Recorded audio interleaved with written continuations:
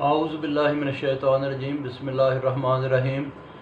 अच्छा जी, कुरान मजीद में आगे बयान देखते हैं। कुरान मजीद में चौथा सपारा दूसरा रुकू बयान यह है कि अल्लाह पाक ने फरमाया कि मैंने तुमको एक बेहतरीन उम्मत बनाया, तुम लोग नेकी का दर्स देते हो और बुराई से रोकते हो। बात यह है कि खैर का सिलसिला शुरू ही इधर से होता है कि इंसान जो लोगों को रोकने वाला, पहले वो खुद इस काबिल हो कि लोग उसको रोल मॉडल समझें और उसके इल्म को देखें। उसकी लोग इल्म को देखते हैं, उसके अमल को देखते हैं, लोग उनकी कारकर्दगी को, उसके नतीजे में आने वाली खुशहाली को, ये सारी चीज़ें देखते हैं और फिर उसका एक तरीक़ा कार कबूल करते हैं कि ये इंसान खुद कितना सेटिस्फाइड है ज़िंदगी से।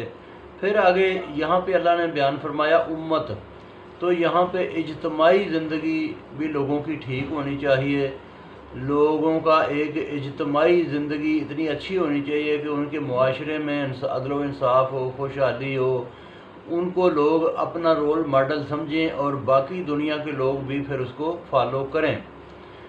तो कुछ चीज़ें लोग ज़ुबान की बात से मान जाते हैं, कुछ लोग आपका अमल देख के, आपका जो है ना वो कारकर्दगी देख के, उसके नतीजे में होने वाले जो है ना अमन व अमान को देख के लोग आपके सिस्टम को फॉलो करते हैं। फिर कहीं पे जाके आप ये कह सकते हैं कि जी दूसरे लोग आपकी बात मान रहे हैं। तो बात एक छोटी सी मिसाल ये है कि स्पेन में मुसलमानों ने जब फतह हासिल कर ली तो उनके पादरी सर जोड़ के बैठ गए। उन्होंने कहा ये कौम जिधर आती है और ये लोग जंग जीत जाते हैं, हम क्यों हार जाते हैं। तो उन्होंने पूरा हिसाब किताब लगा के पूरा एनालिसिस किया। उन्होंने कहा बात यह है कि हम में समाजी बुराइयां बहुत हैं, हम एक दूसरे के साथ जो है ना वो सिंसियर नहीं हैं, हम एक दूसरे का हक खाते हैं, ज़्यादती करते हैं, हम एक दूसरे को जो है ना अदल व इंसाफ फराहम नहीं करते। तो अमीर के लिए, गरीब के लिए ये फ़र्क हमने बहुत बड़े बड़े रखे हुए हैं। तो पहले आप लोग ठीक जो है ना ईसा की तालीम पे आ जाओ तो मुसलमानों से आप मुकाबले के काबिल हो जाओगे।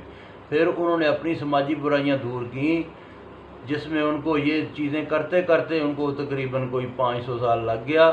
तो लेकिन वो फिर इस काबिल हो गए कि उन्होंने मुसलमानों को उधर से निकाल दिया, क्योंकि मुसलमानों के बीच में समाजी बुराइयां पैदा हो चुकी थीं। तब तक जो है ना वो लोग अदल व इंसाफ का एक दूसरे का ख्याल नहीं रखते थे।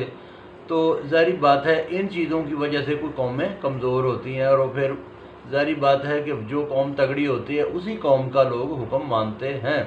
तो बेहतरीन उम्मत बनने के लिए ज़रूरी है कि अपने इज्तमाई ज़िंदगी को इस्लाम के मुताबिक, सही असूलों के मुताबिक कहा किया जाए, ताकि बाहर के लोग देखें कि ये कौम एक बेहतरीन कौम है और इसको फॉलो करना चाहिए। बहुत शुक्रिया।